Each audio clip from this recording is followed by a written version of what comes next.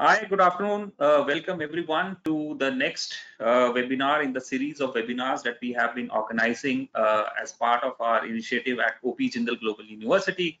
This is your host for today, Ankur Vohra. I am the head of outreach and international admissions at JGU. We are a leading social sciences research-based liberal arts institution located in Delhi-NCR, India. We are very happy to be organizing these conversations around COVID-19 and its impact on education for last couple of months. We have been honored to have guests from Asia, Africa, South Asia. The only region that was left for us in the neighborhood was the Southeast Asia region, and I am very happy and honored to have a very distinguished panel of speakers for you today. We hope that you enjoy the conversation that we are having, that we are going to have in the next 90 minutes. For those of you who are regular listeners, you know the format, but I will again re-emphasize that for our new joiners this time around. So we will be speaking for about 60 minutes, and then post 60 minutes, everybody has made their comments. We will have a Q&A round. Unfortunately, as you are aware, we cannot take audio or video questions. You will have to type in your questions in the chat box. I will be taking those questions at about 2 o'clock India time, but whichever time it will be, 60 minutes from now, and redirecting it to our speaker. So if you have a particular question for a particular speaker, just mention his name and you can ask that question, and I will try and take it up with that speaker. If you have a general comment, feedback, anything that you have with regards to our speakers, you're free to type it in the chat box.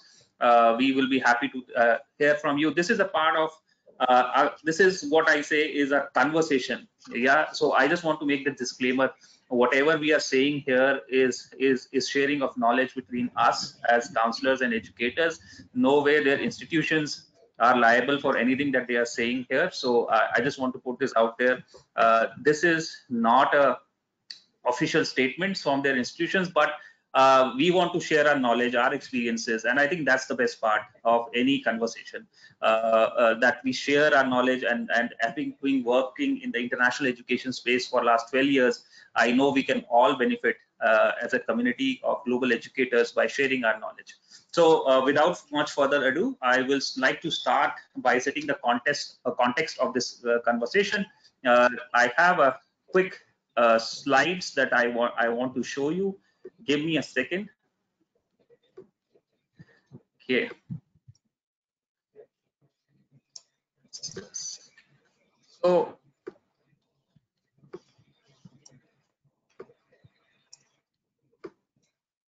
So we all have been talking about, give me a second.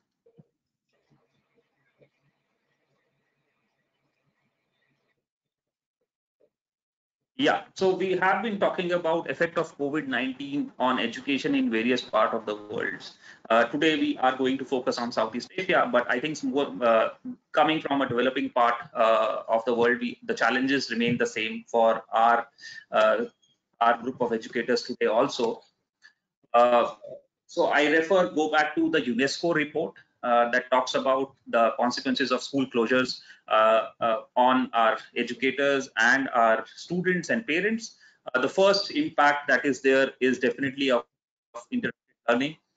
Schooling, as we all know, provides essential learning, and when school closed, children and youth are deprived opportunities for growth and development. Disadvantages are disproportionate for underprivileged learners who tend to have fewer education and opportunities beyond school. The second effect is confusion and stress for teachers. I think one of the unsung heroes of this whole crisis have been teachers. I know of teachers across the world who have adapted overnight to online learning, online teaching. They have adapted their curriculum, they have adapted their teaching methodology overnight for their students. So I think, but there has been a lot of stress. There was no formal training. There is no set of best practices as it is. Even the world's top education institutions or research institutions have not been able to come out with best practices for online teaching. And I think as we are building as they say, we are building the plane as we are flying it. So these are the challenges for teachers. Another challenge that is there is how do you assess challenges in measuring and validating learning. Coming from India, where 2 days back, the CBSE exams, which are the largest national exam, K-12 examinations, high school examination for students, got cancelled. They were cancelled. They were originally scheduled to finish in March, but they were postponed to July. But then a couple of days back, the parents went to the Supreme Court in the country and said that we are not happy with these exams being conducted in person. We are very concerned about the safety of our students. And just like that, the Supreme Court ordered the government to cancel those examinations. Now, there is a lot of uncertainty about how those examinations will take place, or they will not take place, or the exams, how will the students be evaluated. Similar is the situation for our national level entrance examinations to top institutions like IITs, Delhi University.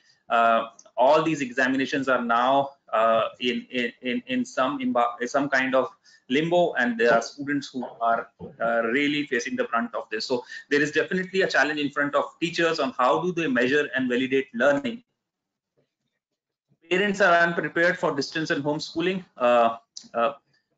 Again, I'm going to talk about the context from the Indian, from my country, where a lot of students, when they were going to schools, both the parents were working, and the students were in school. But now, with the schools being closed, parents have to do the additional role of supervising their kids, also in addition to their own jobs. So that has led to a burden on the parents, and even they are unprepared of how to help their wards in teaching, in education. Social isolation, we all know that the schools are not only a hub for education, but also a hub for social activity and human interaction. When schools close, many children miss out on social contact that is essential to learning and development. Especially, we at JGU also, I stay on campus.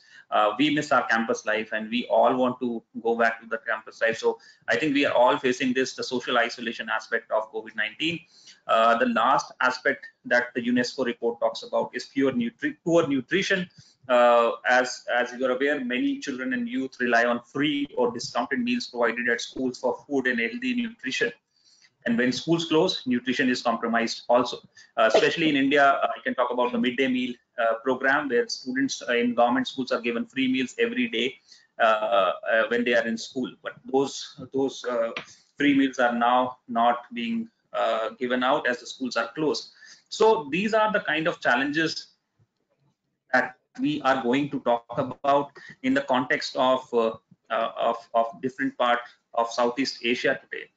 I will quickly like to move on now to my first speaker, and I would like to introduce her. My first speaker is my dear friend and colleague, Ms.Desi Kurniawati. She is the Vice Principal of Curriculum at SMAN 70, which is a state high school in Jakarta. She has over 24 years of experience in teaching. She has been an English teacher in state high schools in Jakarta for 24 years. She has attended conferences in China, US, Australia, UK, Japan, Hong Kong. On education side, she studied did a bachelor's in English education from State University of Jakarta. She has an MBA in human resources, a master's in human resources from School of Management, Jakarta. She was also the recipient of Japanese government scholarship, and she went for a course in major in curriculum design as part of Tokyo Gakugai University. She has been also, I think she is a continuous learner, and her degrees, when I was reading her biodata, I was like, so energetic, so lively. She's always eager to learn, and that is reflected in her learning. She also has a diploma from Anderson University in South Carolina, USA. She also has an English education master's degree from UHATA University, Jakarta. As somebody who knows her and who has visited Desi, I follow her on Facebook. I am impressed by her posts. Every day she is full of energy and she brings a smile to my face. So thank you, Desi, so much for being here with us and sharing your experiences. I would like now to I would like you to take up the conversation and help us out with what is happening in Indonesia and Jakarta. Okay, thank you very much, Ankur. Thank you very much for the opportunity given to me. Good afternoon, Ankur, and also panelists, and also all audiences.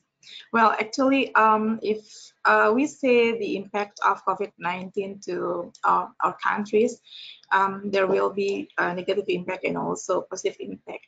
For negative impacts, we can say it's lots of them. So in this case today, I would like to express only about positive impact of COVID-19 pandemic for education. Well, COVID-19 pandemic is still a home to disturb the world. Various efforts continue to be made so that it can immediate end the pandemic. Also, so that the pandemic does not struggle to effort of life, including education. In the midst of pandemic that continue to advance, the world of education must continue to get attention so as not to be affected badly. Of course, we don't want the corona pandemic to threaten the world of education. Talking about education is talking about science. Where science is the beginning of the world was formed, science took a big role in creating various important discoveries for the benefit of humanity. Europe, which today is various with technology and science, was once in the dark age, a time when science was not recognized and covered with darkness. Then came to the era of scientific development that delivered the world to the new episode filled with discoveries. The COVID-19 pandemic also delivered the world today in an era of worry and challenge. In the midst of worry and anxiety, there are challenges that must be overcome. This challenge can actually create new opportunities to overcome various problems. Judging from the current structural perspective, the corona pandemic indeed poses many threats to the world's education. However, we can see it from different perspectives, so that threats can be transformed into opportunities to advance the world of education. Well, COVID-19 pandemic, which was considered to bring so many negative impacts, it also had positive impact on education. This positive impact can motivate to go through difficult time in order to stay focused on achieving Indonesia's more advanced educational goals. These are several positive impacts of COVID-19 pandemic for education. The first one is triggering the acceleration of education transformation. Well, COVID-19 pandemic, which arrived unarmed, led the closure of schools in the effort to stop pandemic movement. In exchange, our government has implemented the distance education system. The technology-based distance education system certainly requires educational institutions, teachers, students, even parents to be capable of technology. This triggers the acceleration of transformation of education technology in this country. This certainly has positive impact because the use of technology in education is in harmony with the era of Industrial Revolution 4.0, which continues to advance. I still remember once when I started teaching in this school. Well, I just moved from the previous school 2.5 years ago. I still remember once when I started teaching in this school, I was using internet, I was using gadget and also laptop. And then some parents came to me and then said, is it necessary that the kids have to do the exam by using gadget? And then I said, of course, it's because we have to prepare our kids to be able to face the future. Because in the future, the kids will use gadget all the time. And then now, this is very, not long time ago it happens that because of the pandemic, it forced the children also to use a gadget, to use the laptop to study. And then the second one, the many emerging online learning application. The acceleration of the transformation of educational technology due to the corona pandemic made various platforms launch various online learning applications to support distance education system. Many of the emergence of online learning application make learning from home can still be done effectively. Online learning applications are developed by providing features that make it easy to do online learning. Well, there are many applications actually that that have cool features and user interface that are friendly and reliable. Like for example, that Dr. Ferdinand Pitagan also do the research. Kuiper School, I'm using Kuiper School at the moment actually. Quizzes and many cool applications that can be used for our students. Well, those applications are really good examples of the distance education system solution, and they are highly recommended to use. And then number 3 is the number of free online courses. Now we have many free online courses are starting to bloom amid the COVID-19 pandemic. Many tutoring institutions provide free online courses or some provide discount, and not only for the students but also for the teachers. Actually most of the teachers were shocked when the pandemic hit us, and then but we have to adapt with this. We learn a lot of new things, okay, and then we try to apply this. And yeah, the free online courses really helpful for us.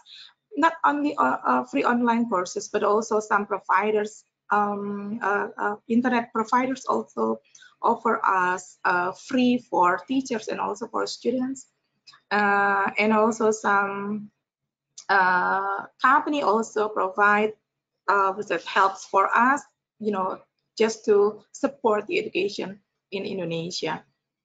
I think this is very useful for us as teachers and also parents and students. And then the next one, number 4, the fourth impact for education in Indonesia is the emergence of unlimited creativity. Well, actually, as teachers, we are forced to be more creative, and the teachers, it's amazingly they also become more creative than before. The corona pandemic made new ideas emerge. Scientists, researchers, lecturers, and even students are trying to do experiments to find the COVID-19 vaccine. As we done, several students, for example, try to find out that the mask can be used several times, it can be washed, etc. And as I told you before, teachers and students also become creative. Teachers are forced to do many creative activities to encourage the students to learn and to attend virtual classes. So we try to make our virtual classes more lively, not boring, so the students will happily attend our classes. And well, in the previous time, teachers perhaps use less technology in teaching learning activities, but now we are forced to use various technology to deliver the materials to be given to the student, so the students also can enjoy it. And also in the side of the students, they are also more creative. Like, well, actually, I have shared some videos also to Ankur. That's the creativity of my students when I ask them to present something. In the previous time, they just prepare PowerPoint, very plain PowerPoint like that. But now, since we have to do it long distance, so they can, create videos with animation, like using several applications like Powtoon, iMovie, even they can use TikTok also in their presentation. So it will, it really makes them become very creative. And then the fifth one, this is very interesting part. The fifth one is parent and teacher collaboration. Perhaps in the future, in the past, the collaboration between parents and teachers sometimes, it's not run, didn't run smoothly. But now, since we have a pandemic hit us, the collaboration between teachers and parents really run smoothly. During this pandemic, students will certainly spend time studying at home, where this requires an innovative collaboration between parents and teachers, so that students can still undergo online learning effectively. In addition, innovative collaboration can overcome various complaints while undergoing online learning. This will have a positive impact on the world of education, both now and in the future. And, for example, when we realize that some students are missing virtual classes, for example, we can contact the parents to remind the children to attend classes on time, and then the parents will, support this. And yeah, it become the collaboration between us become run smoothly. And besides, some teachers collaboration between teachers and students is now become much better. Well, not only some teachers with parents, but also with the students. For example, when in the previous time, we can say hi anytime to our students. But now, when we text and then say hi to students, and then we ask how they are, it really touched their feeling that we really, pay attention on them. And it's this collaboration really run smooth, and we can ask them what difficulties do you have. And then sometimes for shy students, they cannot ask something when we have virtual classes, but sometimes they just text us privately, Miss, can I have this problem, can you give me some suggestions, something like that. So it's really touching actually. This is one of positive impact of the coronavirus for us. And then the next is the application of knowledge in the middle of the family. When all schools are closed and students learn from home, it becomes an opportunity for students to apply knowledge in the middle of the family. Either they just open a small discussion by teaching knowledge gain to the family, these play an important role in improving students' understanding of science, for example, or by direct application. Knowledge that is applied directly will be affect not only to those applied, but to those who accept the application. And it also, build students' confidence. For example, especially for the science students, if they cannot speak, in front of public, but they can start talking and sharing information to the family. They will become, have more confidence.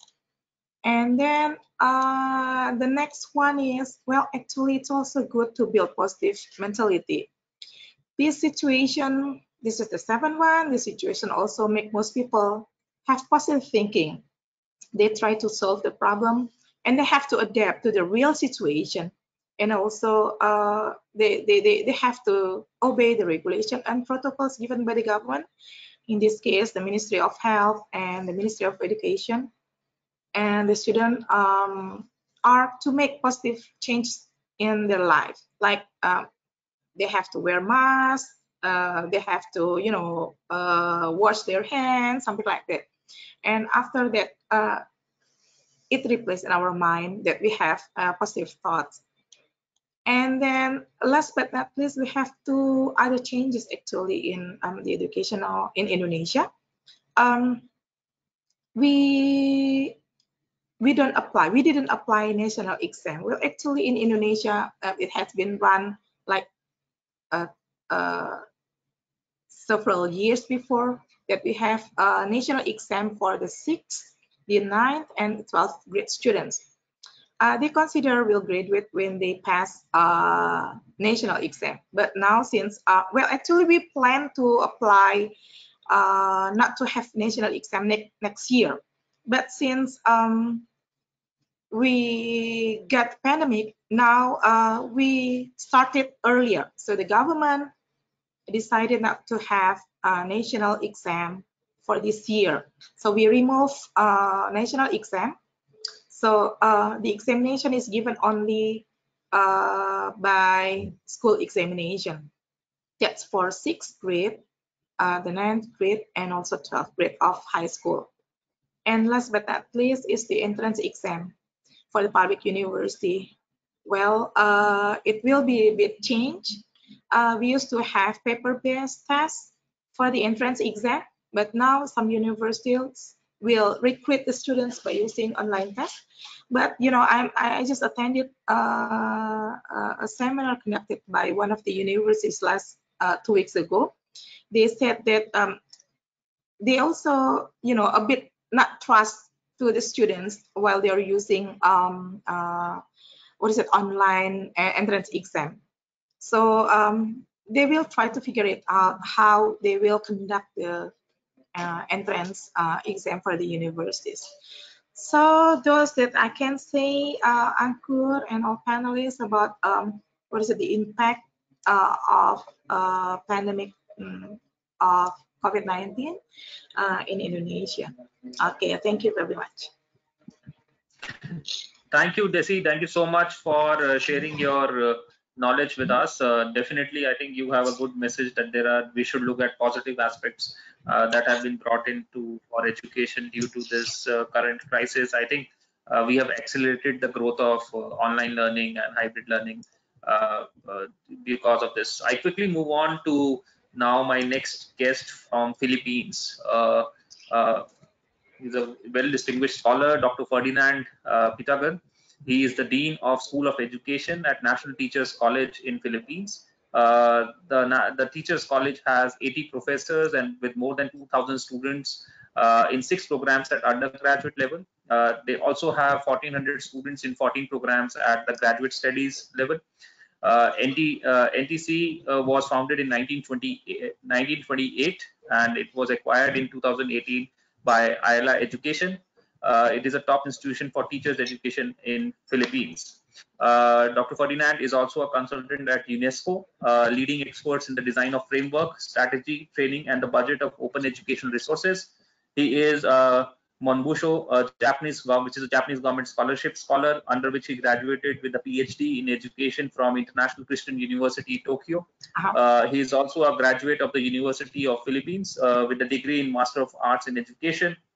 He has been a research fellow at Tokyo Gakugei University, Japan. He has received numerous awards like Best Filipino Teacher of the Support of Your Dream Japan, Model Student of Rotary International, and Gary Roxas Leadership Award. It's a pleasure to have you here, Dr. Ferdinand, with us. Please go ahead and tell us about what is happening in Philippines. Your voice.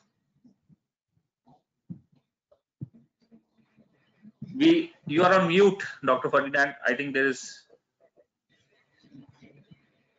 you have to unmute yourself.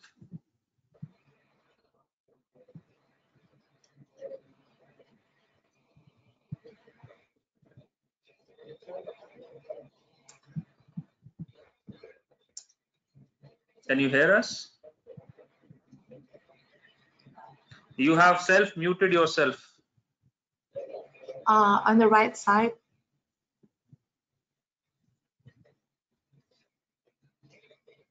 You have to click.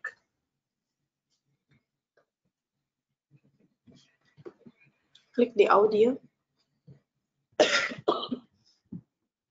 No, I think you have muted yourself. If you can re-log in or something, because I can see in the system it says self-muted.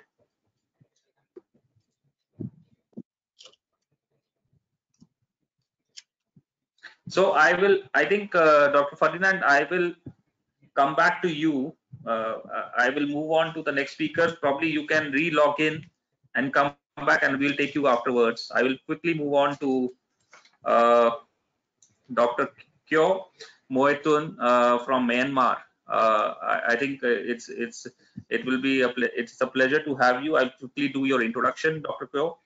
Dr. Kyaw completed his undergraduate at Bard College, Simon Rock in USA, and he also studied at Oxford University, UK. He has a PhD from Yale University in chemistry.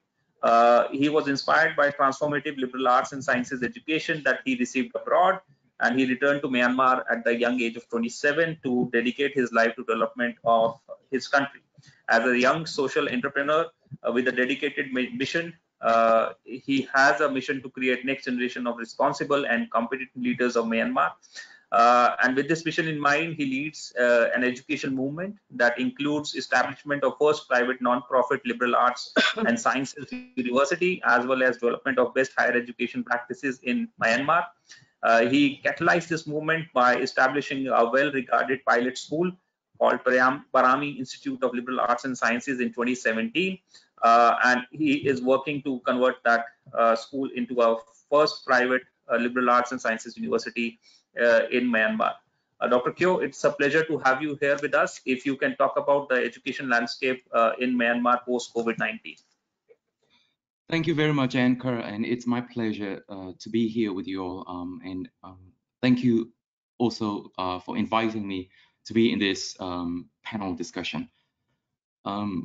As we all know, we have been living in uncertain times, and Myanmar is not an exception in this regard. And it has been extremely difficult, especially because of the lack of infrastructure and the lack of tools and necessary structures that have been in place in this country, and that actually have not been in place in this country. So when we talk about education, I'll try to distinguish between a basic education and higher education. And I am in the field of higher education, so I'm quite familiar with what's going on in the field of higher education. However, I'm still I still see what has been happening in basic education. I see that there are definitely more problems in basic education.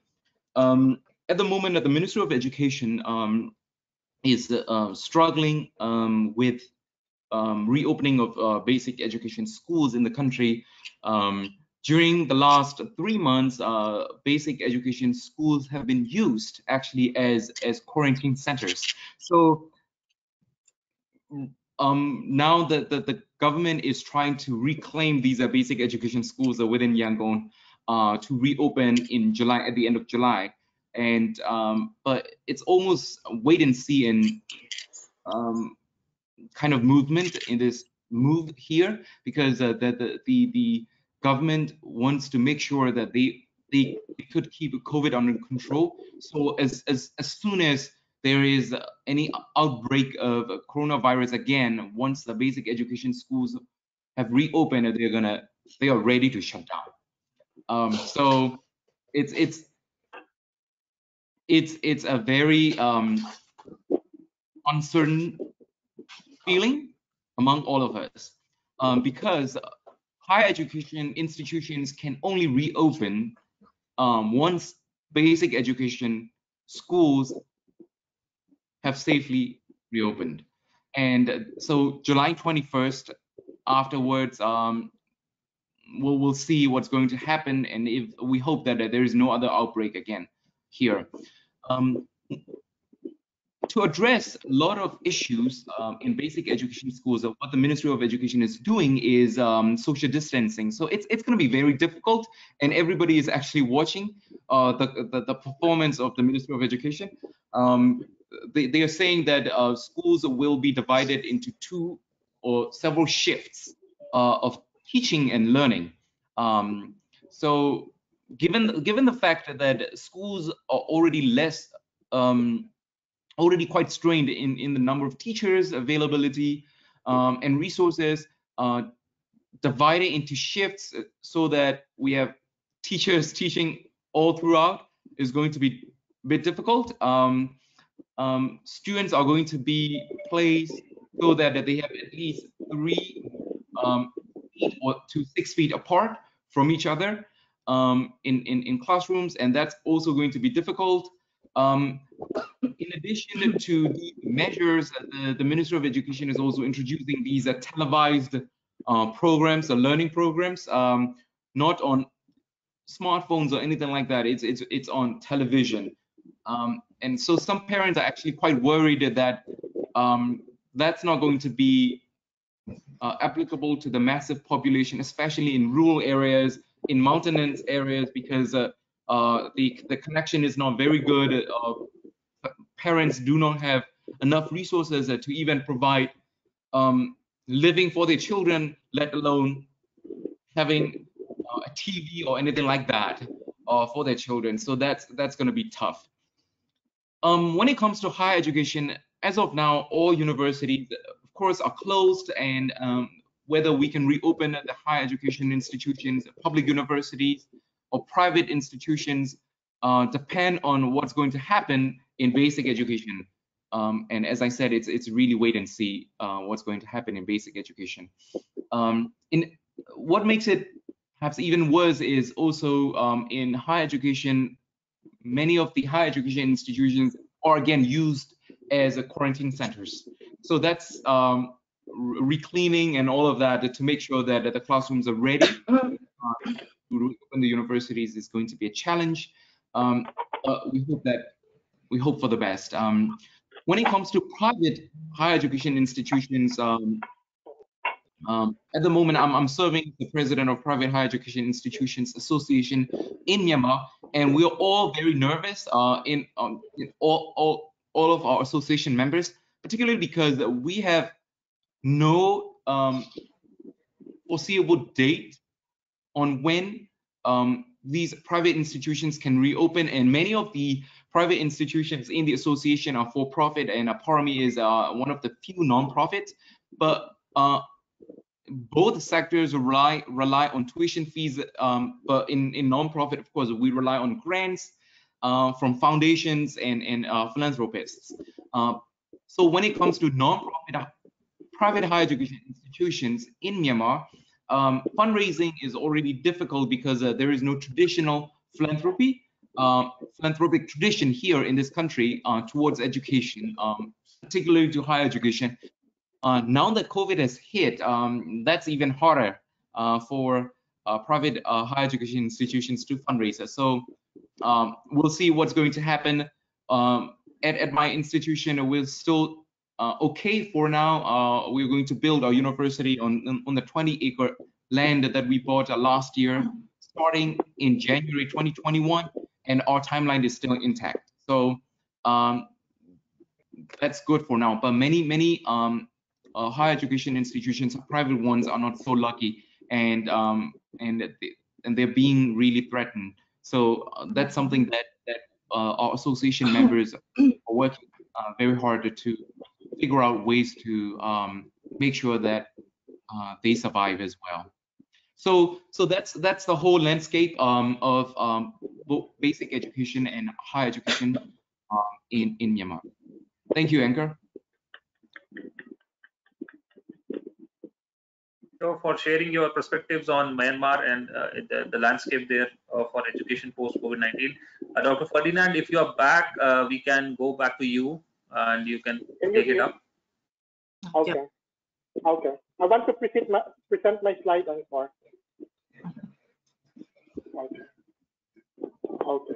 First of all, I would like to thank Desi and Ankur for inviting me to be a panel. This is such an honor and privilege to share what the Philippines has been doing in terms of the pandemic. Okay. Can you see my slide now? Yes. Yes. Okay. Okay. What happened? Okay. You have to. You can make it, yes, full screen, yeah. Full screen. Okay. Okay. So thank you very much, everyone. Welcome to this particular webinar in Southeast Asia. I hope after this we would learn from all our experiences to continue education despite the COVID-19. Okay, this is a typical Philippine school. In the Philippines, the school is an academic center. This is where everyone would go to education at a very early age. It is also an economic focus of the family. No matter how poor the family is in the Philippines, everyone would be working so hard in order for their child or their children so that they could go to a good school. This is also a social hub within the community. This is where you would, meet your partner or your lifetime friend. It is also the social hub of the community in which some political agenda or some cultural events would take place. So this is also a cultural sphere of the community. So the school in the Philippines play a very crucial empirical role on how you brought up a child and how the community would collaborate and cooperate. And suddenly, lo and behold, COVID-19, the pandemic, hit the world. So there is no school in the Philippines. According to UNESCO, 177 countries around the world have shut down school. There are around 1.2 billion learners who are now disenfranchised by the pandemic. And in the Philippines around 28 million of our students are not going to school anymore because of the pandemic. There is a mad rush, a rapid prototyping among government and educational institutions, particularly the Department of Education, which is our K-12 or basic education, and the Commission on Higher Education, which is our universities, to come forth with solutions. So one of the main solutions that's been adopted, both by the DepEd and that of the Commission on Higher Education, would be to set forth flexible learning modalities. So what is a flexible learning framework? In the context of the Philippines, this is providing a holistic, inclusive, adaptive approach to education. First and foremost, in the design of this framework would be wellness and health. We have to make sure that our students are taking care for mental health is a viable issue nowadays. Also, one of the rapid prototype answer of the Department of Education is to come forth with open educational resources. We call it the DepEd Commons, where teachers and students alike could log in and get resources to continue their education. And just last week, the Commission on Higher Education has launched its own version of the open educational resource. In the Philippines, given the context, we have different types of learners. So we have learners who have full access to technology. We have the 5th largest users of social media. I think we are the texting capital of the world. So there is this segment of population who have full access to technology and bandwidth. And those who do not have access, these are the poorest of the poor, these are the lower social class, and those who have intermittent access, those who would have access or not, they have to buy data in order to have access. And holistic, inclusive, adaptive approach would be taken into account with different types of learners, providing solutions for each of these particular types. And we also put into context the different island groups in the Philippines, because if you go to the mega cities like Metro Manila or Cebu or Davao, there would be more connection, there would be more accessibility options. But if you go to far-flung provinces, then it's an entirely different story. So we want to put forth everyone would be accounted for, including those that are in special education and those disadvantaged group. Also, we look into the curriculum. Say, for example, in the basic education, the Department of Education have reviewed the K-12 curriculum, and they have formalized a remote learning curriculum. We call it MELC. We call it the most essential learning competency. Out of that review, 60% of the number of competencies have been erased from the previous competencies. So there are around 15,000 competencies in the K-12 program. Now we have around 5,000. So around 60% of those competencies have been subsumed, erased, deleted, or even added to a power competency, which is what most HEI now, or the commission, or the higher education or universities are doing. Those who are now offering different platforms, flexible platforms, may it be online, correspondence, blended, are now looking at the program and defining what would be the power competencies of the program. So we really set forth a revolution of curriculum review amid rapid prototyping. So we look at the curriculum and how we could decongest the curriculum that is being offered before the pandemic. And we are now focusing on essential learning experiences. Content is still there, but essential learning experiences would build on skills, would build on real life examples. And of course, we also provide in the curriculum extended learning opportunities for those who are disenfranchised. It means to say that there could be some lax in the submission, they could submit when they have their connection, or they could, have a differentiated assessment, etc., etc. So we look into the curriculum and we want it outcome-based, is inquiry-driven curriculum, both in the basic education as well as in higher education. And then we also formulated some sort of non-traditional integrative assessment.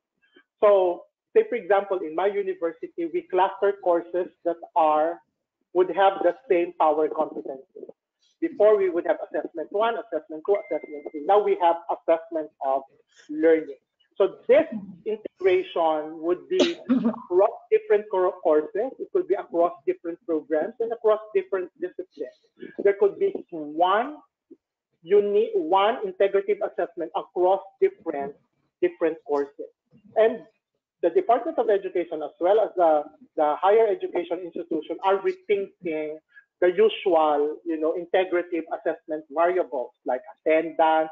Do we check attendance during the virtual meeting? Or recitation? Do we take note of those who participated during the virtual meeting?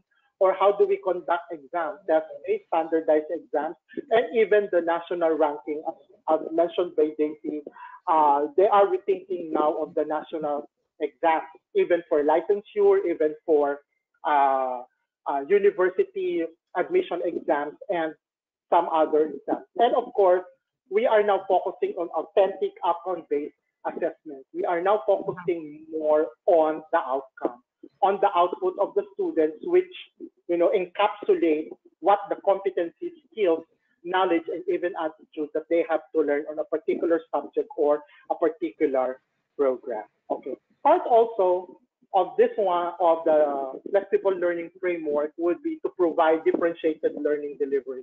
As I have mentioned, there are several types of learners in the Philippines right now. So we want to account for everyone. So it could be under the general term of open and distance learning. This could be modular education. So right now, DepEd is currently doing modules for MELC. Okay, and also one project that I'm also involved in is the alternative learning system. This is for the out-of-school youth. We are now migrating the modules of ALS into an online learning platform. This differentiated learning could be, if you have access, then you can do online learning. You could enroll in the learning management system of the school and participate in virtual meeting and independent study. If you're not, if you don't have if you have intermittent access to technology, then you could do some sort of offline learning, where there are platforms like Desi have mentioned, Creeper School. In Creeper, you could log in through the app and download and get the resources, and you can peruse the content even if you're not connected to the internet. You could do the exams, you could pass the reflections or whatever assessment, and then once you go online, it would be passed automatically. This is some sort of an offline learning modality. Or you could do both. You could do both online and offline blended learning. Also, there are a lot of NGOs, as well as the Department of Education, as well as some HEIs, who are tapping now the power of mass media for mass media education, meaning to say using the power of the television and that of the radio to continue education during this pandemic time. So I'm also involved with the program for ALS. We would have a dimension of video production that would supplement or augment the resources of a modular education. Because if it's a modular education, you have modules, there is very limited interactivity.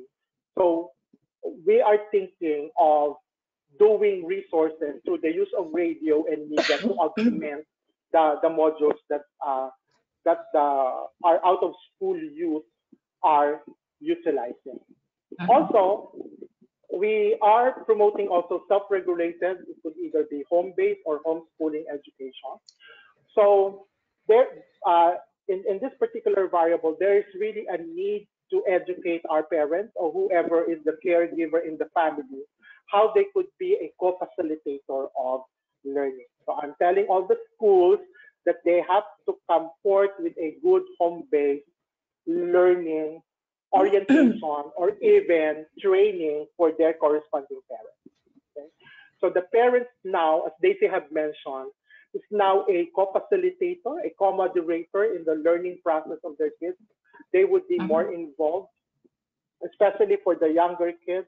We have piloted a school from pre-K to grade 12, and I think there are still some learnings from the ground, but the parents now are heavily involved, especially in the pre-K up to grade 3.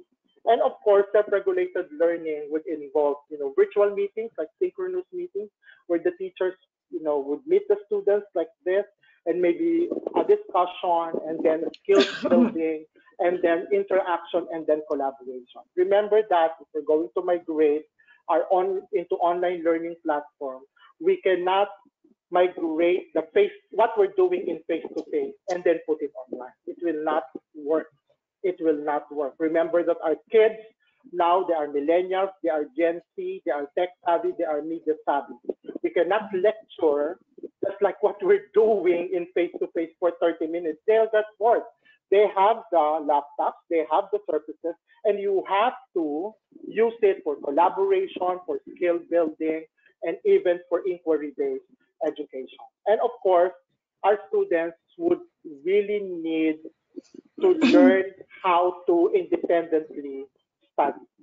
Okay, the virtual meetings now are supplemented by independent study. So after the virtual meeting, they will be given maybe 30 minutes or 40 minutes of English, 30 minutes of Filipino also, or in any subject, where they can do their skill building and create the corresponding output. So the students, again, would have to be trained. They have to be, there should be some sort of orientation on how kids from kinder up to the university level could set forth their own agenda for independent learning. Scheduling, getting into the rhythm of independent study are very, very important factors. And of course, whether it's basic education or the higher education, there is continued services. So there is a hotline for counseling, for library, for accounting and administration. Usually, we would set forth a Google form in which they could log in whatever inquiries, clarification, and even complaints that they have. It is usually harnessed at the end of the day and put forth to pertinent offices. There could be some telephone lines. And counseling is very, very important because I'm telling most of the schools that there should be, the counselor should be present within the day. So there's a Google Meet in which the students could come in on-demand counseling. And this is also true for teachers. So there is an on-demand consultation. There is, a Google Meet or, a Google form that the teachers would manage so that students would have, that sort of platform where they could consult their teachers. Of course, it should be given there should be a time frame in which they could consult. It's not 24/7 because it would be very, very tedious for the learners. Or classes would be supplemented by Messenger or Viber group, etc., etc. And also everyone would need to be informed of the information confidentiality. So one of the pertinent questions that we are asking right now, do we record now discussion and then put that discussion online as a reference? That would be a very good reference material. But we have to take into account if during the discussion there are minors or there are students who doesn't want to be in that particular reference or in that particular recording. Because information confidentiality, privacy is also a very, very important concept, especially during this pandemic. Okay? And of course, we are all saying this. Yes. Dr. Ferdinand, I hate to do this, but we are running 15 minutes over time. So just a friendly reminder. Okay. So I'm always saying to everyone that this is a time for compassionate education. So, whether what different modes that you are utilizing, it needs to be comfortable, friendly, and collaborative. Because of all of this, there's a reduced coursework. The JIP would say, you know, our students are doing, but they still want to enjoy what learning is all about in a beach or, you know, in the peace of mind. And of course, there should be continuous communication between all stakeholders, private and public NGOs. In the Philippines, most local governments now are putting money to give technology to students. Metro Manila, Manila alone embarked around $20 million US dollars to give technology to all the students in Manila area. And of course, there should be a cyclic review of all of this. We have to review the status of the learners, the teachers, the institutions, so that there will be a cyclic redundant revisions and interventions of harvesting the learnings from the ground and putting it to work. And lastly, during this time of pandemic, we need flexible learning systems that are inclusive and adaptive in nature, taking into account the different types of learners, the context of the institution, as well as the context of the country, anchored on the tenets of compassionate and resilient education. Thank you very much. Thank you, Dr. Ferdinand. That was a fantastic presentation. I would have loved to, you know, I was really enjoying your presentation, but I was just conscious of time, so my apologies as I had to rush you. I quickly now move on to my next panelist and next guest, Ms. Seema Kaushik from Singapore. Seema has 15 years of experience as an educator. She is currently working as career counselor at Global Indian International School. She has been working in the Global Indian International School for the last 10 years. She has a bachelor's in computer science and a master's in business administration as part of her education. She has attended numerous conferences and counselor workshops in US, UK, Europe, and Australia. She is a fantastic counselor and a dear friend of mine. I have visited her in Singapore, and she has been, you know, I've been lucky enough to work with her on a couple of conferences, presentations in the past. She's a believer of best fit universities for her students, and her students have gone on to study in Oxford, Cambridge, LSE, Berkeley, a lot of Ivy League institutions. She is a well-known face in global education and counseling. Seema, thank you so much for joining us here. Please go ahead and share about the perspectives from Singapore. Yeah, thanks. Can you hear me? All good? Yes. Yeah. Yeah. Thanks for this opportunity, Ankur. I'm really lucky to have this. So I would like to share my screen.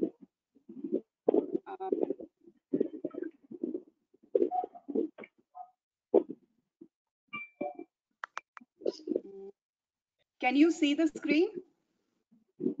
No. No, your camera is switched off. You want me to do it for you? I think so. It's better. You know, if you want me. Right? Yeah.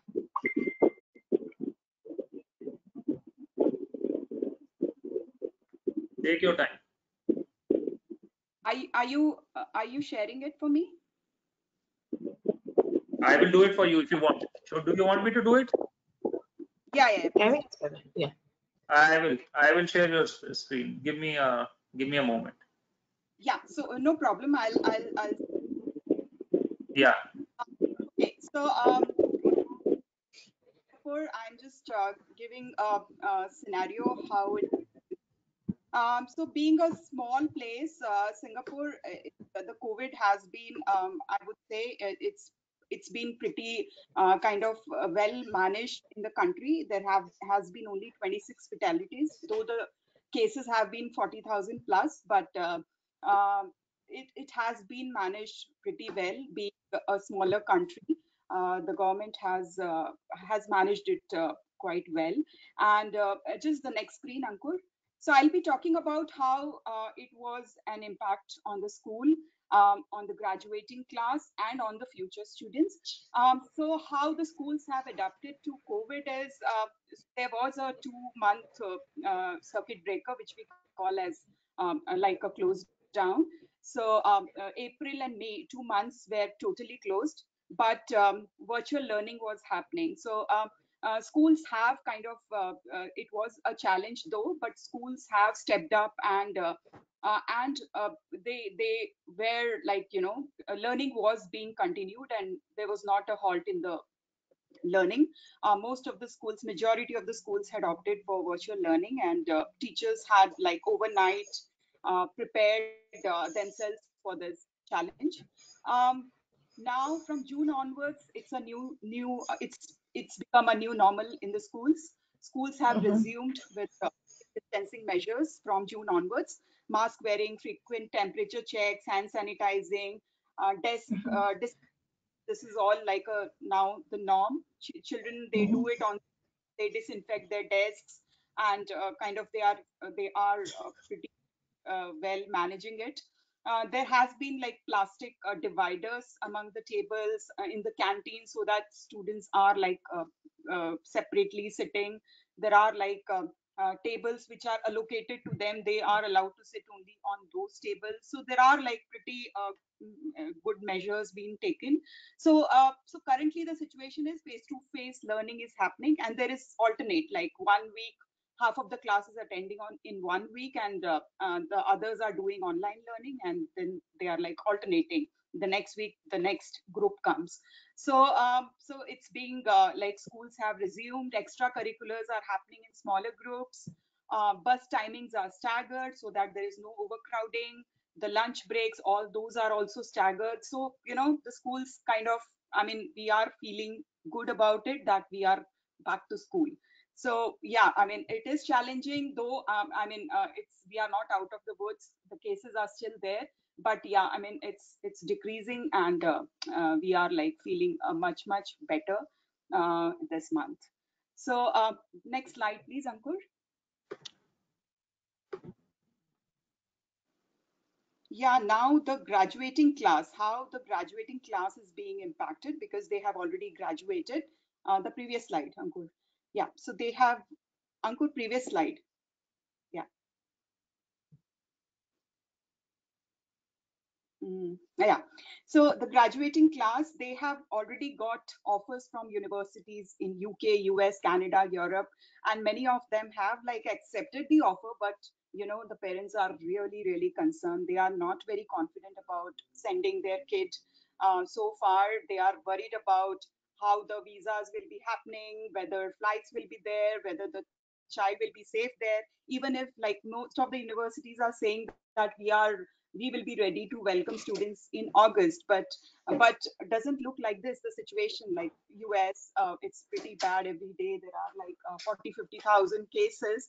So I don't think it will be like this fall. Students will be able to go to the university, and universities are giving the option of kind of distant learning or remote learning, but then they are not many of them have like decreased their fee. So parents are also worried that if they are paying like 50, $60,000, and the child is going to learn remotely, then how, I mean, they are also worried about this hefty fee. So what parents are like looking forward is the decisions from Singapore universities, which is yet to come, which is coming in July, because they consider the actual scores for the admissions.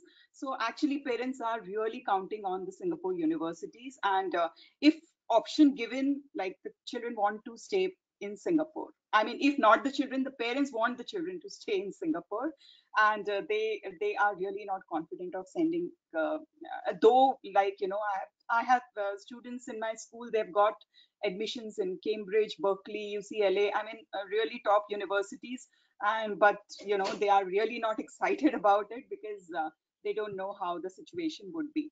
And moreover, even if it improves like by August, September, but if the child goes and when the second wave comes in the winter, then the child will be stuck up there, and the parents will be really kind of, they are feeling insecure about it. So that's the current situation. Like the graduating class parents are really worried, like what should they be doing. And Singapore being like, there are limited options here, though the universities are among NUS, NTU, SMU, they are really good universities, but being like, there are only limited students could be accommodated. So yeah, I mean, the parents have to look for options. So what I think is like they are looking at options in Australia, New Zealand, Hong Kong. I mean, they are finding kind of Asia, Australia, this part a bit safer as compared to US, UK, or Canada. So that is what I see that, you know, the options like in US at least is becoming real. It's not that attractive now for parents. They are considering other places, and of course Singapore, that's the first choice for students and parents at the current situation. Yeah, next slide please, Ankur. And now for so this was about the graduating class, so they are still like struggling to find the option, what will be the best option for them. There is now another batch next year coming up, and they are already deciding on where they should be applying. So I'm having meetings with them, and I can see that, you know, they are also kind of really confused where they should be, because doesn't look that situation will improve in the beginning of the year next year also. Like, you know, children are really worried that next year also whether the exams will be held or it will be cancelled, or till the vaccine doesn't come, doesn't look that, you know, we'll be out of the woods. So students this year, they have been they are in their final year and they have adapted to the blended learning. I think they will be more confident when they go to the university because they are already prepared for it. But the university, again, the choice of the university is again a question mark. They are also kind of finding options in US, Canada, UK less attractive as compared to the Asia, Australia, New Zealand. I think Korea, Japan, these are the other countries they are considering. They are also there are students they are also concerned that, you know, previous years, this 2020 batch, there are a lot of students who will defer an year because they would not be able to go to the university. So students 2021 batch would have more competition because there would be a lot of students coming from the previous year in the next year. So there is another worry that there will be higher competition next year. Students are also concerned that they are not able to do any extracurriculars. They are not able to build their profiles. Generally, the university, they are not looking at only grades. They want to look at the profiles, extracurricular activities, any internship, community service. So, you know, students are deprived of doing all those things. So they are looking at online options like doing courses on Coursera or edX. So they are trying to build up, but like students, those who apply for medicine in UK, they want to do some job shadowing experience or some internship, which they are like not able to do. So they are also worried about that we are not kind of utilizing our time and we are not able to do much. Then there are a group of students who still want to consider those Ivy League universities and universities in the US. They are like struggling to get a center for SAT if they have to give the test. So they are not able to find a center because you know, because of social distancing, only a limited number of students can be accommodated at a center. So there are many students who are not able to kind of give the test. Students are also worried about you know, whether they will be prepared enough for the exams, because all these while they are just learning online. So the science students, those who are like not able to do practical, so they are like now they are rushing to school to do their practical, getting their experiments done, because that is required for their extended essay and, you know, the IB curriculum, which they need to do the lab work. So so this is the situation. So I think, yeah, I mean, in Singapore also the schools have been impacted, but being a smaller place and schools are a little more kind of already tech savvy. So students are kind of, at least the learning has not stopped. It has been continuing. But then the universities also have actually started. I mean, they are all ready to welcome students in August. So, you know, Singapore, I think the situation is fine. It's just that parents are worried to send the kid out of Singapore. So that's how it is. Thank you so much, and it's really nice to have be at this platform and discuss with all of you. Thank you. Thank you so much, Seema. Thank you so much for that wonderful presentation and giving us an update on Singapore and what is happening in your part of the world. I now quickly move on to Anne. She is from Vietnam, and we'll get an update on the country perspective after COVID-19. I just briefly introduce her. Anne is a school counselor from Olympia Schools, Hanoi, Vietnam. She has worked with high school students in both Vietnam and US to help them find best fit university. Additionally, Anne has been teaching courses dedicated to self-exploration, goal setting, and future planning at her school. She has a BA in psychology and education from Mount Holyoke College in US and a master's in prevention science and practice from Harvard School of Education, Harvard Graduate School of Education. Thank you so much, Anne, for taking time out for us. We will love to hear from you the perspectives from Vietnam. Before you go, I just want to make a quick announcement. Audience, you have your questions going. I have seen some questions in the chat box. I will be taking them after 10 minutes after Anne has finished speaking. But please mention your questions in the chat box because we'll be just taking them in another 10 minutes time. Anne, over to you. Can you hear? Yes. Okay. Thank you. Thank you for inviting me, and thank you for the opportunity to share. I would go really quick about the background info that we have in Vietnam as well from our school, which is a K-12 school in private school in Hanoi, Vietnam. And then we will move to the work that I have been doing with our students and our parents and the updates from them. So on a national level, we have school closure and remote learning for more than 3 months from the beginning of February, which is also when we have the Lunar New Year holidays. And from then, school has been closed and have been moved to remote learning. When they move to remote learning, I know a lot of school, they have Zoom or they have MS Teams, which help them connect their teachers and students. But for school that don't have those technology or don't have the resource to do though, the government do have televising lectures on national network and also online for school that in rural areas or in others part of the country that doesn't have that same technology. Provinces started to resume schooling differently around the end of April or early May with some social distancing measures. As of now, most of the social distancing measures have been lifted, but still the high school graduation exam has been pushed to August. Usually it will be around June. So it has been 2 months to move back. And because of this, our school will also join remote learning platforms in mid-February. So our students did only have one little break after the Lunar New Year holiday. They do have to transition to online learning and then have to transition back. So for them, it was a lot of just moving around and a lot of adjusting to new learning methods. And temporary because we still have some mild social distancing measures. All extracurricular activities temporarily halted. We still encourage students to do online activities if they can or if they can meet in small groups. But that's not the same as extracurricular activities that they have been doing before.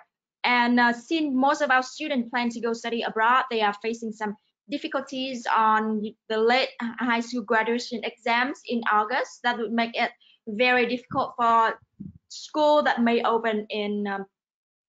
reopen in September.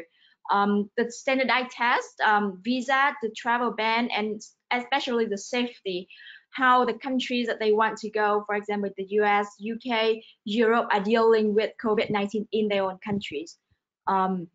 So for our graduating seniors, I know about a quarter of them have already made the decision to take a gap year or a gap semester, and they plan to maybe work, maybe volunteer, maybe do explore themselves a bit more during that time in Vietnam. Other option that they're exploring as online learning, even though this is not very popular to them. because they are also thinking about the process of meeting new friends in university and how they would do it online, or the tuition fee, how it would fit in their whole plan if it's only online learning.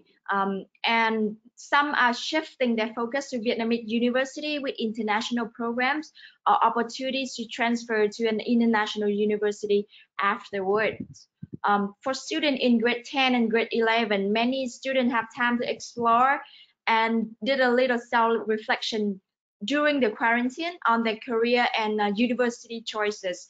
We do see some changes from both students and parents on what they want to do or what they want to learn, which country they choose, and the majors or the programs they want to pursue after quarantine compared to before. And many students are thinking about plan B, like if their country that they want to go still haven't dealt with their pandemics, how would they add another country, or how would they maybe stay in Vietnam as a plan B added to their original plans. For parents, many share the same concern with their students. They worry about testing, the SAT or the IELTS or TOEFL, because during quarantine this is not an option. They also worry about university reopening plans, safety, how the children would how safe would it be if they send the children outside of the country. They also worry about the travel bans and how that would affect the ability to go outside or to choose remote learning. Scholarship opportunities, remote learning opportunities, or academic progression is also some concern that they share. Especially now, many are worried because of the pandemics. The financial situation is also changing, so they're also looking for more scholarship. But for university, maybe they can't offer the same amount of scholarship like before, also due to financial hardship. A growing number of the parents expressed concern over safety, like how would they travel and how would the country are handling their COVID-19.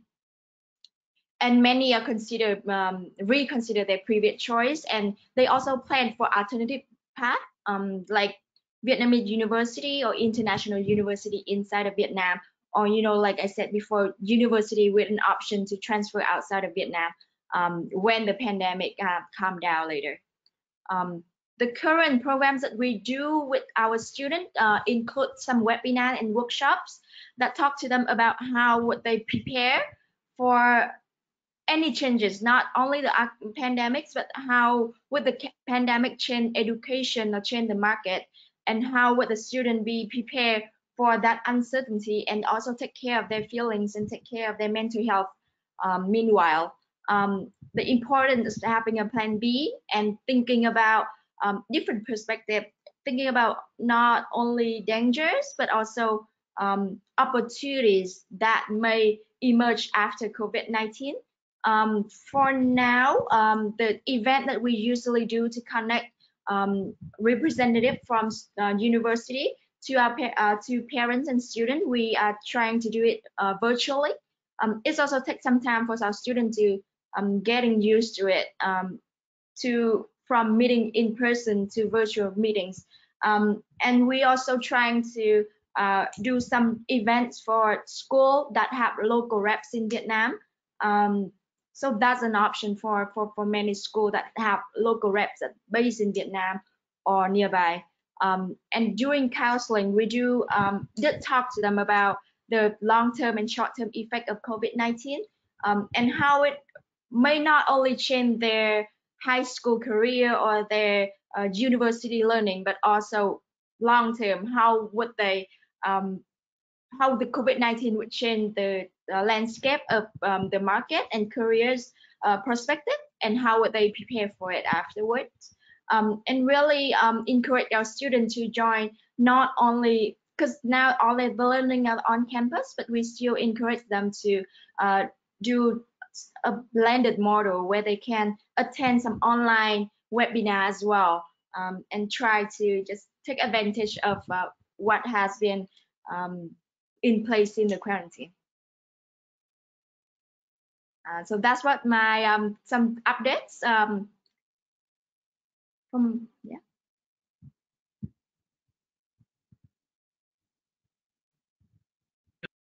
That lovely update from Vietnam. Sincere gratitude to you. Thank you so much for making that presentation.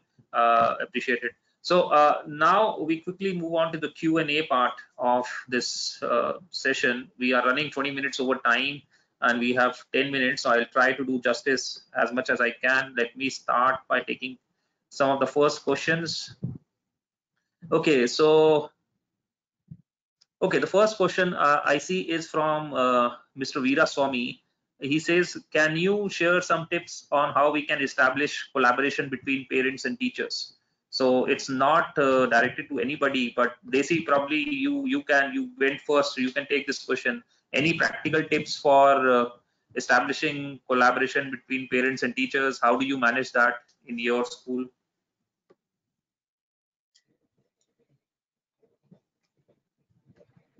Okay, maybe I will start first. Is that okay? Yeah. Okay. Yeah, please go ahead. Okay, thank you. What we do actually, we try to, strengthen our relationship with or the collaboration with the parents by using, like we are in the same WhatsApp group, for example, so we can communicate each other, and then we also open communication. If I may say 24 hours in a day, just try to help the parents to help when parents try to help the children, do the assignment and also do the coursework that they don't know. So we also try to help them like that. And well, in Indonesia or in Jakarta especially, we also, as I told you, we also help students with low-level economical background. We support them by provide internet connection for them. So we help them financially, giving them only for the internet connection. So this is how we also strengthen our collaboration between parents. Well, we have a discussion in WhatsApp group, for example, regularly, and then we open discussion. That's what that we can do, Ankur. Thank you, Desi. Quickly moving on to the next question. This is a question for Dr. Ferdinand. Ferdinand, there is one comment. Manjeet Sandhu wants to see your first slide. He has requested that if you can show your first slide, he liked it. And there is a question from Mr. Veera Swami. He says that due to online education, students do not have a chance to spend their energy in the field and in schools, due to which there is a lot of potential energy which is high, which is leading to a lot of mental disturbance. How to cope up with restlessness in students from inactivity because they are always sitting on the laptop or screens and not going anywhere.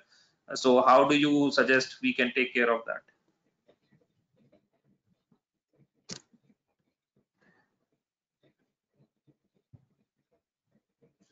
Can you? We can't hear you. You're muted again, Dr. Ferdinand. He got him again. So I think there is some technical difficulty. Probably we'll come back to you again. You will have to restart and come back. Nothing else we can do. So I'll quickly move on to the next question and wait for Dr. Ferdinand to come back. Okay, there is this question. So Rahul, this is a question for you. When did schools reopen in Indonesia? Are you aware about any research being conducted on study of effects of online education on young minds in Indonesia? Desi, this is for you.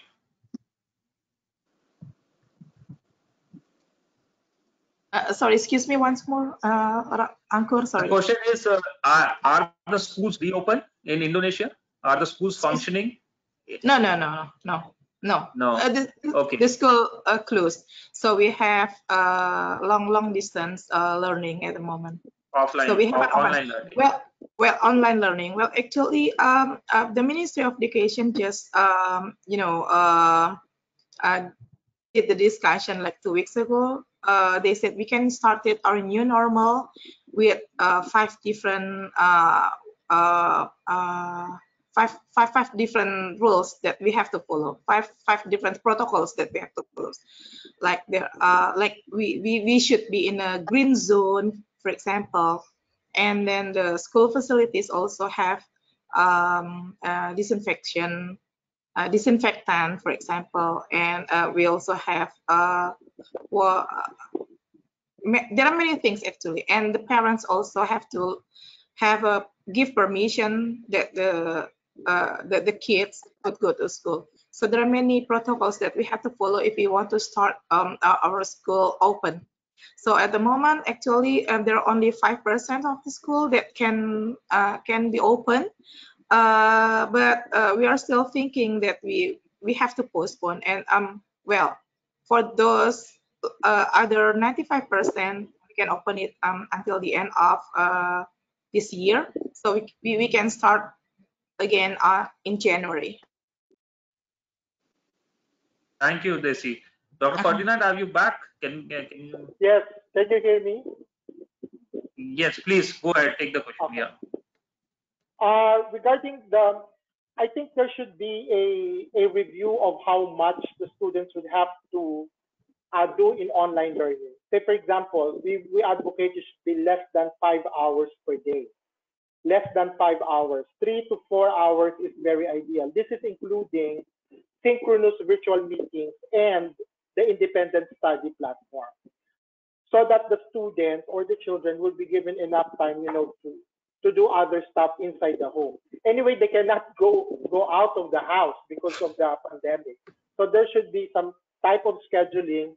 That is why the parents would need to really work hand in hand, as Desi would mention, with the parents on how do you deliver home-based education. There should be some sort of schedule, some sort of routine. The parents would need to be informed so that the totality of wellness of students would be taken into account. So we cannot let our students, say for example, 7 hours online learning. That would not be very good for the children. 3 to 4 hours is good, based on our experience, because after that, and there should be some sort of a break in between sessions. Say, for example, there are 4 classes within the day, so 40 minutes break, 40 minutes break, so that the students would really have some sort of routine to follow in terms of online learning. And after that, then the students will be given free time, to play and to collaborate and to do the independent study. Thank you. Thank you, Dr. Ferdinand. I have my next question from Rahul for Dr. Kyaw for Myanmar. He says, knowing the current student difficulties in Myanmar, what are the steps planned to bring the students up to speed with syllabus and curriculum, especially those who are in higher education and colleges? Any special steps that the government in Myanmar is taking and you foresee in future for that? Yeah, so this is something that it has been putting us all on edge, because we all have been trying to understand what are the next steps that we're supposed to do. At the moment, we do have a central COVID prevention committee at the national level, and they have yet to announce what's going to happen in higher education institutions, public higher education institutions. But in terms of curriculum and all, in Burma, for so many years, for I would say 50 years, the majority of the students had to do what's called distance education. And when we say distance, we really mean distance. And for various political suppressive reasons back then, under the military dictatorship, students don't go to universities for the entire year. In fact, they don't even study, right? They don't go to school, they don't learn, they don't even learn at home. Only in October, just 1 month, that they would take a 2 weeks of learning, intensive just learning, and then take the exam, just for the purpose of passing the exams. So it looks like, well, the public universities had that experience with the distance learning, provision of higher education, and I think that that's exactly what they're going to do for now. They will just roll out into this distance education programs without much personal interaction. Already we have 80% of our university students do distance education anyway, which is unfortunate and it's a sad thing, but now the other even 20-30% will be rolled into this distance education. Thank you, Dr. Kyaw. Quickly moving on to next question for Seema. Seema and this is for both of you. Ms. Manju Sharma has asked if a parent is asking you for a suggestion on whether the student should do defer or a gap year or online learning or transfer. What do you suggest? What are you suggesting? What is your advice to parents in this scenario with regards to universities? Yes. So the thing is, there are some parents, they don't want that, 1 year should be wasted for a child. So in that case, most of the are offering remote learning option, like for the first semester at least. So I think the first semester remote learning first semester, but if it's the entire year, then it could be and not all the courses. Like if a child wants to do medicine, for medicine, it's very difficult to have remote learning. For them, they need a lot of practical. So for them, it will be difficult. But for the courses like business, computer science, engineering, still first semester. So it really depends on situation. Few countries, like I think by in another few months, cases in using US is still like quite high. Australia is already like they have controlled it well, doing well. So countries they have it well, and I think it should be safer places. But yes, US I think for the year it's tough call to send the child to US. So I think for you, bring an year or remote learning for a year would be yeah. And then the university also here I would suggest that the university should work out like the fee reduction for students who are taking remote learning, because otherwise it's really high when it's only online learning. So universities will have to kind of come out with some other options for parents or for children who are doing remote.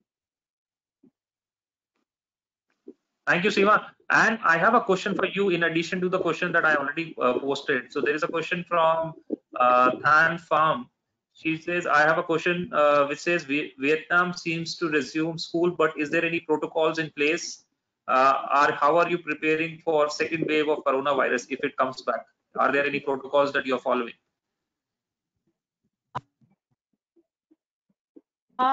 Yes, question I think is very case by case. There will be some, I know there's some student who was very autonomous and who are really in charge of their learning, and for those students, transition to online learning seems to work very well for them. But thinking about university experience is not only about a classroom, it's also about their friends, their peers. There's extracurriculars, what they would do in university. So for many students after high school to take a break and to learn a bit about themselves or to explore a bit about what's going on. For my students, many are choosing to do a gap year, but I do think that's very case by case, depending on student, but also depending on what the institution are offering them. And second one, we are approaching summer. So right now, if there will be a second wave, I think it will be just summer and summer would resume. But we do have, I think right now for the graduation exam, for example, there are some talk about doing it online if there's a second wave, or maybe we have to push back the new academic year. We will plan to start in August or September. For our school, it will be August. But if there will be if there's a second wave, there will be pushback in that end. Thank you so much. And I get just about run out of time. I'm taking this last question for Dr. Ferdinand. Ananya Agarwal has asked about, I have a question regarding MELCs that Dr. Ferdinand talked about. I didn't understand what were MELC in his presentation. So if you can talk about that quickly and we can wrap this up. Okay. MELC, we call it the most essential learning competency. So what the Department of Education did is go back to the curriculum in K-12 and review the whole curriculum from kindergarten up to grade 12 and identified what are the most essential learning competencies. And as I've mentioned, they were able to trim it down to 40%. So 60% was subsumed, deleted, or erased from the curriculum. So MELE, this is your most essential learning competency. So this is what the Department of Education is doing for the basic education. This is the new curriculum for emergency remote learning. Thank you so much, Dr. Ferdinand. With that, I think we are come to the close of this session. Thank you so much. We went 10 minutes over time, almost 7 minutes, but I think it was worth it. All of you, thank you so much for your lovely presentations. On behalf of OP Jindal Global University, I would like to say my extreme gratitude to all the speakers, all our audience, all the teachers who are here with us today in the session. We are trying to bridge this gap and keep this conversation going between educators, and we will be back next weekend again with another set of educators from different part of the world. But my sincere gratitude to all my fellow speakers. Once again, you did a fantastic job and we loved it, and I hope we can collaborate in future again. Thank you so much. Goodbye. Take care. Thank you. Take care. Thank you very much.